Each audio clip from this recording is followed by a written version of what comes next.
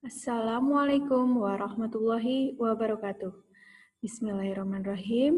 Bagaimana kabar anak-anak pada hari ini? Semoga Allah Subhanahu wa taala senantiasa memberikan kebaikan dan kesehatan. Hari ini kita akan melanjutkan perkuliahan kita yang masih melalui daring.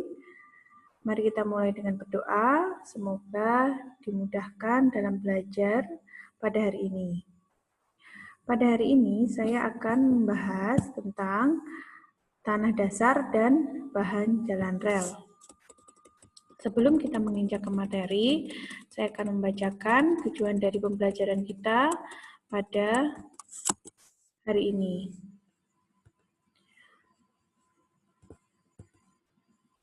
Materi pada hari ini adalah mengenai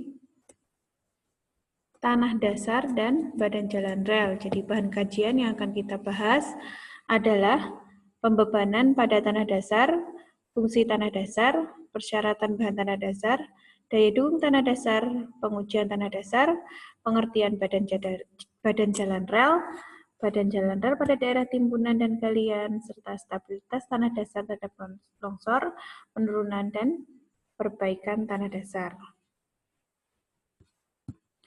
Jadi,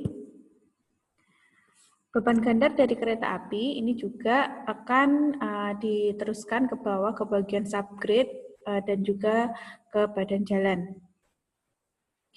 Semakin ke bawah memang tegangan yang diterima itu akan semakin kecil. Jadi untuk itu tanah dasar berfungsi untuk mendukung beban dari balas, kemudian meneruskan beban, menahan tegangan akibat gaya dari bantalan, memberikan kedudukan atau landasan yang rata untuk balas. Tanah dasar bisa merupakan tanah asli, bisa juga merupakan tanah yang diperbaiki, ataupun merupakan bahan buatan.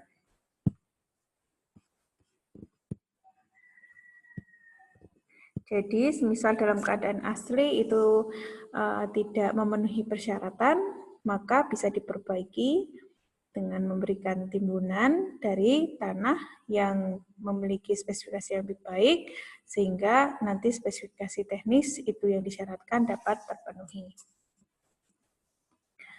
Untuk persyaratan bahan tanah dasar, di sini diberikan beberapa rumus menurut Clark maupun menurut Schramm, yaitu mengenai tekanan vertikal pada kedalaman tertentu. Kemudian di sini ada beberapa rumus, yaitu tentang tekanan. Kemudian untuk mendapatkan distribusi tekanan yang seragam dibutuhkan lapisan balas yang tebal di sini. Untuk menghindari penurunan, maka pada tanah dasar terbentukan cekungan pada tanah dasar. Yang penting adalah kuat dukung tanah dasar. Di sini pada jalan rel ini CPR minimumnya adalah 8% dengan tebal minimum. Tanah dasar yang memiliki CPR minimum 8% adalah 30 cm. Untuk drainase di sini tanah dasar memiliki kemiringan 5%. Dan juga harus mencapai kepadatan kering maksimum sebesar 100%. Nah, di sini untuk daya dukung tanah dasar harus memenuhi kriteria CPR minimum 5%, kemudian tebal lapisan tanah yang memiliki CPR 8% adalah sebesar 30 cm.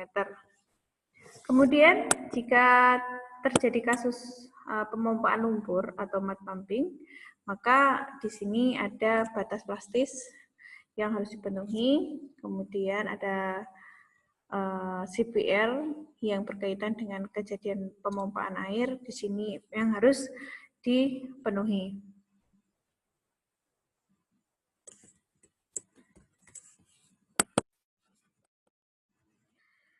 Untuk data tanah, di sini dilakukan penyelidikan di lapangan maupun penyelidikan di laboratorium. Untuk di lapangan, ada beberapa jenis pengujian, yaitu pengujian bor tanah, CBR, dan Portable Cone Penetrometer. Dari penelitian di laboratorium dengan beberapa sampel tanah, kita bisa memperoleh beberapa jenis sifat-sifat indeks, yaitu seperti kadar air, berat isi tanah, berat jenis tanah, angka pori, maupun derajat kejenuhan tanah, maupun gradasi batas cair, batas plastik, maupun batas plastis, maupun batas susut tanah. Ada pula kohesi, sudut geser, maupun modulus elastisitas. Di sini juga diharapkan di pengujian laboratorium kita memperoleh sifat koefisien kompresi, koefisien konsolidasi, maupun koefisien permeabilitas. Tanah timbunan perlu diuji, yaitu berat jenisnya, gradasinya, batas-batas atebek, pemadatan, maupun CBR terendam maupun tidak terendamnya. Yang selanjutnya adalah badan jalan rel, merupakan konstruksi geoteknik yang memikul beban yang diberikan oleh tanah dasar kepadanya. Untuk badan jalan rel, tadi bisa terbuat dari bahan yang dalam keadaan asli, maupun perbaikan, maupun dengan bahan buatan. Berdasarkan letaknya, bisa berupa di dataran, perbukitan, maupun pegunungan. Untuk mendapatkan elevasi sesuai dengan yang direncanakan, bisa dilakukan timbunan, galian, maupun mempertahankan kondisi tanah aslinya. Pada daerah timbunan, di sini dilakukan untuk menaikkan permukaan tanah sehingga tercapai elevasi yang diinginkan. Secara timbunan, di sini timbunan yang dilakukan harus mampu menopang berat sendiri dan beban di atasnya. Kalau misalnya terjadi penurunan terjadi dalam batas yang diterima. Kemudian mampu mempertahankan bentuk timbunan dan mampu mempertahankan sifat-sifat teknisnya. Batasan di timbunan di sini ada bagian atas timbunan yaitu setebal 100 cm atau 1 meter itu harus lebih baik kualitasnya. Misalnya dia bertahap, timbunannya lebih dari 1 meter, maka yang bagian 1 meter itu harus lebih baik kualitasnya daripada bagian di bawahnya. Kemudian miring keluar di sini ya. Miring keluar sebesar 50 cm. Kemudian lapisan permukaan ini memiliki berm. Berm di sini selebar 1,5 meter. Jika terjadi settlement, maka lebih dari 50 cm, maka harus diperbaiki dengan faktor keamanan lerengnya adalah minimum 1,5. Pelaksanaan timbunan itu juga dilakukan lapis demi lapis. Yang pertama adalah lapisan teratas 30 cm dengan keadaan 100% kering maksimum. Kemudian lapisan di bawahnya bisa sampai 95% kepadatan kering maksimum atau gamma dry max.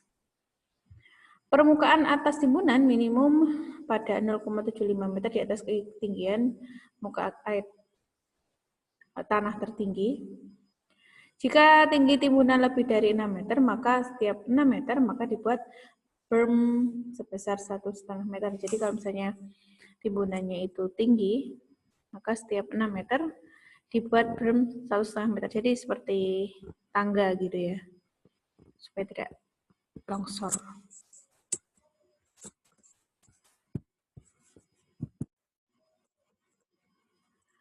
Nah, untuk kuat dukung pondasi timbunan di sini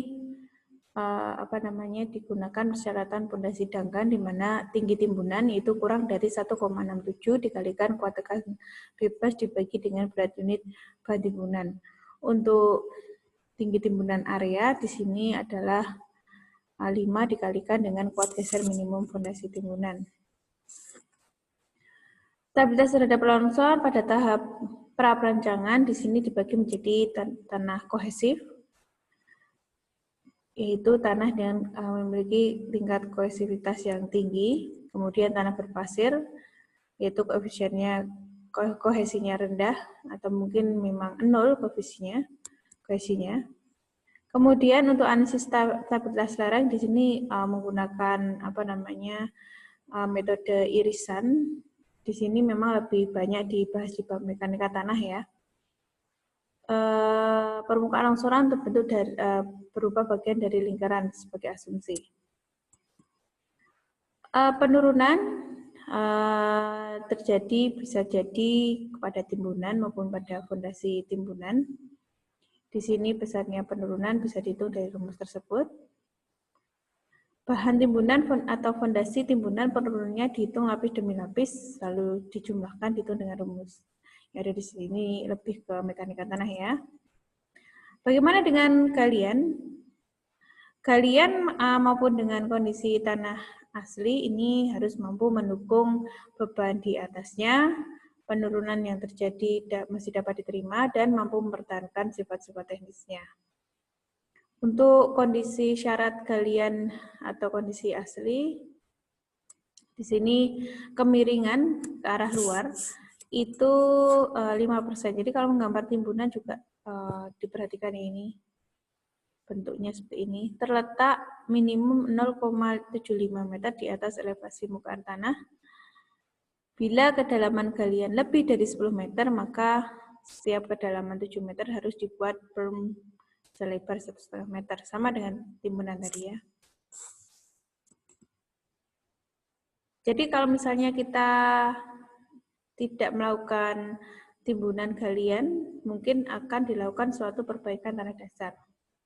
Perbaikan tanah ini dilakukan apabila bahan tanah asli yang ada itu tidak baik, ataupun penurunan atau settlement melebihi persyaratan, lereng timbunan tidak stabil. Nah, perbaikan sifat-sifat teknisnya dapat dilakukan dengan geoteknik maupun dengan bahan aditif. Contohnya dengan semen, kapur, bitumen, atau bahan lainnya, atau dengan sistem sandwich, atau dengan penambahan abu sekam. Nah, ada perbedaan di sini. Untuk semen, ini semennya dicampur dengan tanah. Kemudian untuk kapur, memang perbaikannya untuk mengurangi kadar air. Jadi kalau misalnya tanahnya berlempung ya, dengan kadar air yang tinggi. Untuk bahan bitumen, di sini dilakukan lebih ke tanah yang kadar airnya rendah atau yang lebih berpasir. Adisi partikel bagian atas meningkat, ketahanan terhadap air juga meningkat. Pencampuran dengan bahan lain, misalnya ditambahkan tanah dengan daya dukung yang bagus di tanah yang jelek. Kemudian sistem sandwich ini cukup sulit untuk dikontrol karena kita akan melakukan perbaikan lapis demi lapis dengan bahan baik, diselang-seling dengan bahan yang tidak baik untuk menaikkan stabilitas. Kemudian yang terakhir adalah pencampuran tanah dengan abu sekam, yaitu dicampur dengan abu vulkanik. Ini memerlukan peralatan yang lebih kompleks. Nah, sekian untuk mata kuliah mengenai tanah dasar dan bahan jalan. Selamat belajar. Semoga kalian bisa memahami perkuliahan pada siang hari ini. Sebagai tugas untuk masing-masing kelompok yang sudah dibentuk, coba kan ada 4 kelompok ya. Coba menyusun makalah tentang perbaikan tanah. Kelompok 1 yaitu perbaikan tanah dengan semen, kelompok 2 perbaikan tanah dengan kapur, kelompok 3 perbaikan tanah dengan bitumen, kelompok 4 perbaikan tanah dengan abu sekam. Dibuat makalahnya ya. Sekian dari saya. Wabillahi taufiq wal hidayah. Wassalamualaikum warahmatullahi wabarakatuh.